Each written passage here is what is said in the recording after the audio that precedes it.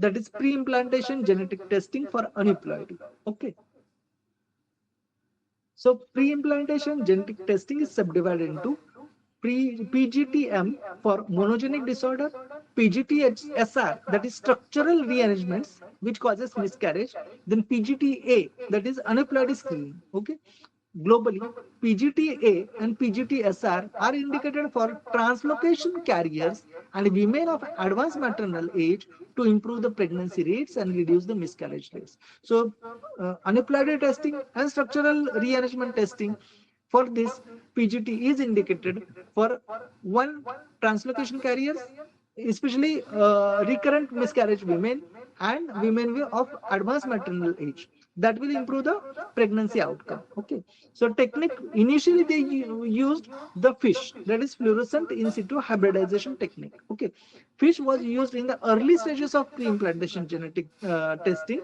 It's now less common for PGTA because it can only analyze limited number of chromosomes at a time and is not comprehensive as other methods. So fish was the olden technique which was used. It has got limitations. Okay.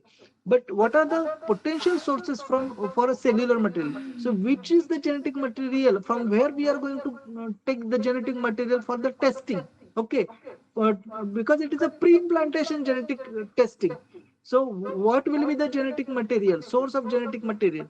There are three potential sources. One is a polar body from the oocytes and zygotes.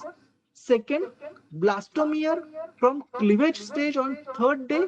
And third is a trophoectodermal cells from blastocyst on day fifth. Okay. So one, it can be polar body from oocytes and zygote. Second, you can take a blastomere on third cleavage stage. On day 3, you take a biopsy. Okay.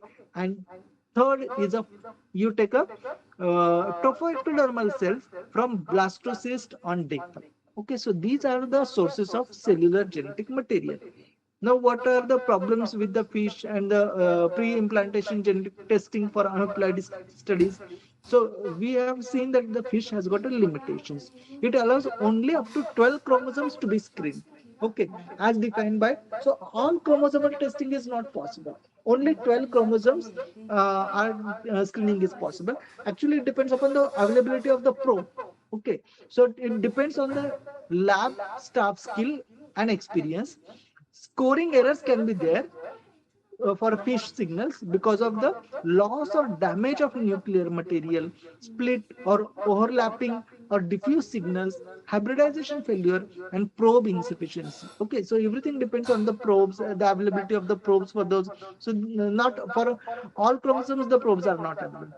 Significant risk of misdiagnosis when using a multi-probe panel on one cell, given that the per probe analysis has an accuracy of 92 to 97%, 99%. Low positive predictive value can result in exclusion of embryos to transfer that were actually euploid. Okay, so positive predictive value is low. So uh, discarding rate is quite more. Okay, then poor at detecting mosaicism. Okay, so placental mosaicism, that is placental potential misdiagnosis and inappropriate discarding or transfer of embryos, given that there is a high rate of mosaicism in cleavage stage biopsies, fish is a poor in detecting mosaicism. Okay, and cleavage stage biopsy is also dependent on the lab staff skill and experience. Small amount of DNA material to analyze, which may result in diagnostic failure and false positive and false negatives. Okay, and it will potentially harm the embryo, which can lead to reduced implantation and pregnancy rates. So these are the problems with the cleavage stage biopsy. Okay, now current methods. So we have seen the initial method was a fish. Now what are the current methods used for comprehensive chromosomal screening? That is CCS, comprehensive chromosomal screening. We have array computative genomic hybridization, ACGH. Okay, this technique compares the embryo's DNA to control DNA to detect changes in chromosome quantity. So you can screen all chromosomes. You have an embryo's DNA and there is a control DNA. Then you can compare. Then you have a real-time qPCR, that is quantity to polymerase chain reaction. That is the quickest one. Okay, so qPCR is the fastest. And next generation sequencing, NGS, it is the advanced one, but it is the slowest. Okay, so NGS is more sensitive and cost effective method that can analyze the entire chromosomal makeup of the embryo. So that is the latest one, that is next generation sequencing, but it is the slowest one. Okay, and then we also have single nucleotide polymorphism, that is SNP array. This method uses variation in DNA sequences to detect chromosomal abnormalities. Okay, so these are the newer techniques. Now, summary of the main advantages and disadvantages of pre-implantation genetic testing for aneuploidy. What are the advantages?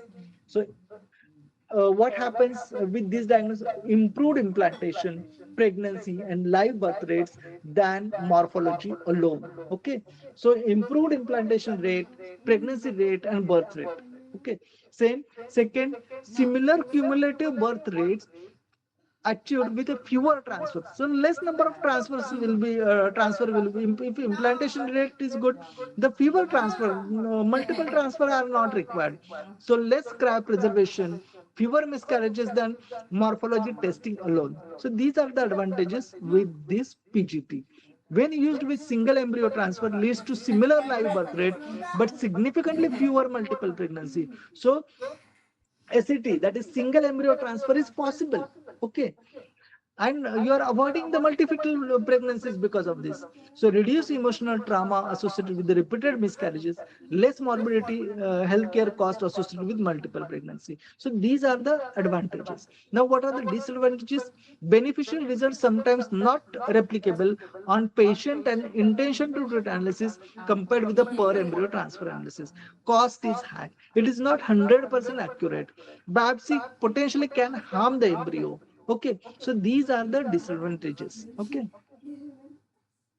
now there is a comparison between the array comparative genomic hybridization, then real-time quantitative PCR, and next generation sequencing, and single nucleotide polymorphism, that is SNPI. So these are the four recent techniques, among which the fastest one is a qPCR, slowest one is a NGS. Okay, then the resolution is very high for the NGS and it is low for the real time or qPCR, and it is medium for the ACGHS and single nucleotide polymerase. It is high.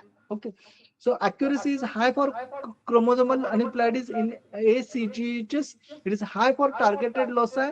It is very high for NGS. Okay, and type of abnormalities detected are aneuploidies in ACGHS, specific chromosomal regions, qPCR, aneuploidy, single gene disorders, small CNV, SNP, everything is in NGS. Okay, and aneuploidy, uniparental disomy, loss of heterozygosity is in SNP. Okay, so that is what is the comparison between the four techniques. Okay, so I don't think the question will be asked from this, but the quickest and this particular you should know which one is the slowest. Okay, so that finishes the last topic also. Thank you.